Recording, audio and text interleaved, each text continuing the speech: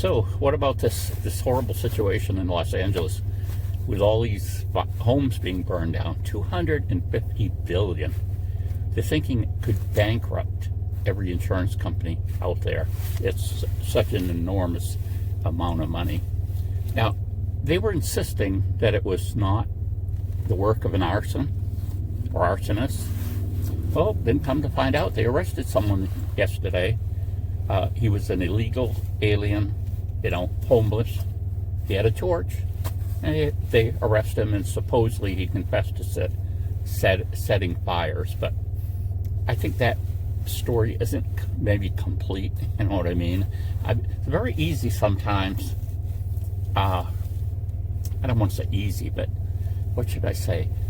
Sometimes people who get arrested say things that aren't necessarily true to please the people interviewing them. I don't know, it could be, but there's not a lot of details about it, so I would say that's suspect so far. But what isn't suspect is that firefighters were in the same lump as in with the ban the policemen, defund police, defund it, defund fire department, defund this, and we'll use the money for this other thing.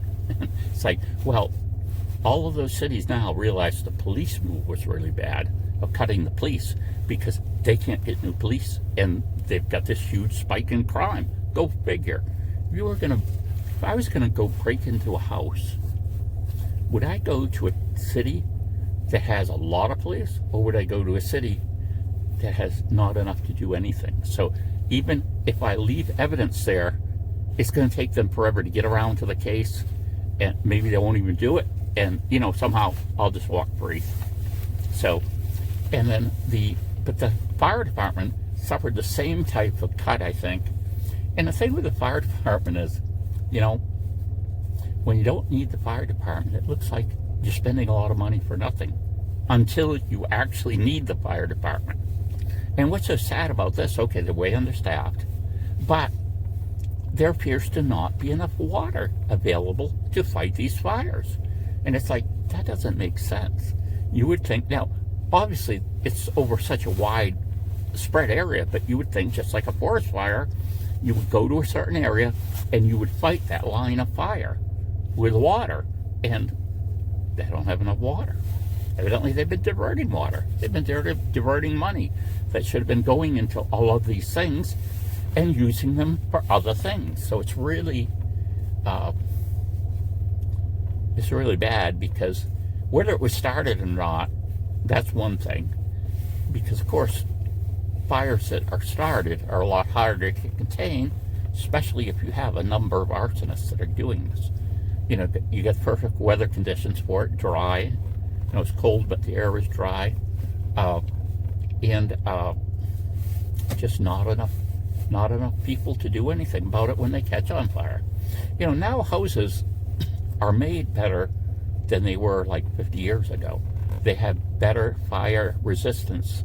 There's all kinds of other things that have been done to houses, and that lulls people into having a false security of how many firefighters we actually need.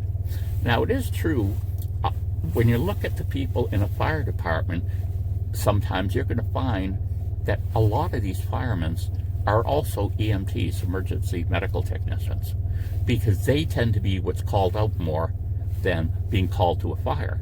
But, if there's a fire, those people are going to go out and try to take care of it. But, my goodness, it's just like a series of mistakes. So one of the biggest one out there is their forest management.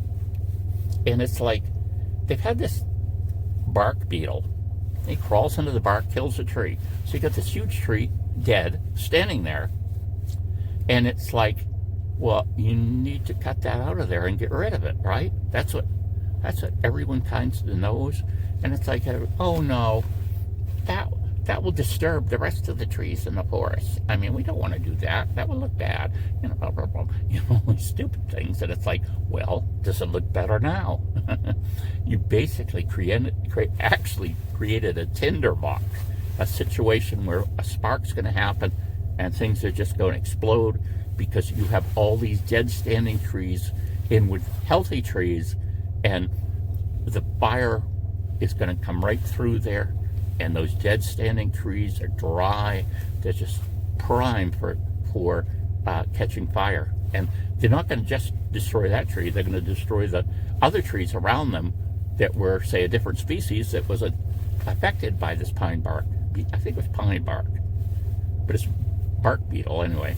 So, you know, some environmental policies are just nonsensical. And one of the nonsensical ones is we want to keep the environment the way it was always. And it's like, well, your perception of what was like always is probably wrong. Plus, you know, everything's in this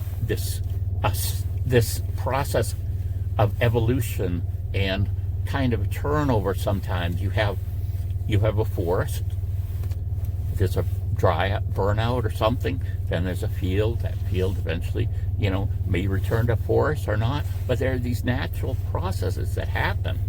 And when we refuse to let those things happen, we create a big problem. And Yellowstone's had some of those problems too, because people have been like, oh no, we can't burn in a park. No, that would be horrible. And it's like, well, I bet they wish they had now, after the fires they've had there in the last few years. You know, instead of doing controlled burns, when that stuff catches fire that you've been protecting, it's going to make a much bigger mess. So, all in all, it's just horrible, of course. And I guess 24 people have died, which, I mean, this will sound callous when I say it, I guess, but that's practically no one when you consider if this fire happened in another country, there might be hundreds of people that died. But we have, you know, we have better roads, we have better emergency medical things, and, you know, evacuation routes and all this stuff that, you know, frankly, some other countries can't afford to do that. So the loss of life at 24 is pretty low for how many, you know, structures. What did they say? I think they said 12,000 structures had been burned to the ground, and like almost like 200,000 people are under the order to evacuate. Now, some of them haven't. I'm sure some of them are still, but it's just all been compounded and made worse by poor management's ideas and decisions in the last number, you know, cycle of even 10 or 20 years. Just take that period. They've made a lot of mistakes that make this idea of a fire taking over really possible because of this lack of water, lack of trained personnel, just lack of personnel even. And, you know, it's just sad. And, you know, what will happen afterwards? Will they rebuild homes there? You know, will there be any insurance money to pay people so they can put their homes back in? But what will people do? Will they just go back and build the same old house and wait for it to happen again? Will the poor management decisions about, you know, where the water's supposed to go and, you know, what trees are supposed to be there or aren't supposed to be there? This thing with the brush in California is always a problem. You're going to really let people build back into this area that at certain times of year is basically, again, just a tinderbox with all of the stuff around the houses just waiting to ignite because just of the conditions that have been created. So it's really sad, very sad. You know, I live in Maine, but I wonder about Maine too, because I've heard conversations like this and said, you know, Maine had a big forest fire. We don't have anyone alive that actually fought a large forest fire. You know, that was back then. We had huge ones, and just knowing exactly what to do and having experience in our state just isn't going to be there. Hopefully they'll be able to pull people away from other places that have had fires, unless they're having fires too. But, you know, then we had the horrible number of fires that were in Canada. I'm not even sure if that's still going on. I haven't followed the news lately on that, but just horrible, this whole situation. And like I say, do we smarten up? I doubt it. Bye.